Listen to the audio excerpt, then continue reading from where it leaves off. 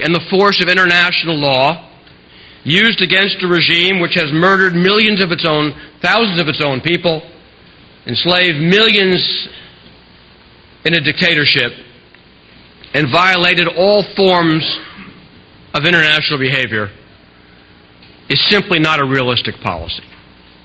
What of our policy with opponents of the regime who share the Iranian identity? Does it make sense? Does it have benefit that we continue to ostracize, label opponents of the regime as terrorists when the facts say otherwise?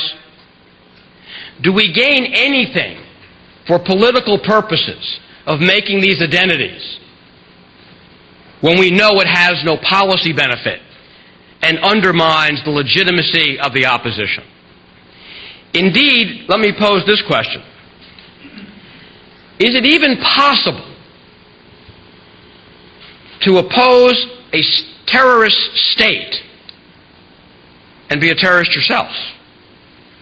Is it possible to be identified as a terrorist if you are unarmed and for most of the last decade under the protection of the United States Army?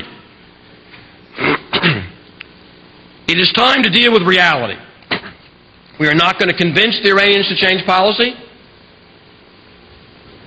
and undermining the credibility of their opponents is only doing service to the very people that we choose to oppose. With that, let us begin our discussion. For our first speaker today, it is my great privilege to introduce the 81st Attorney General of the United States, General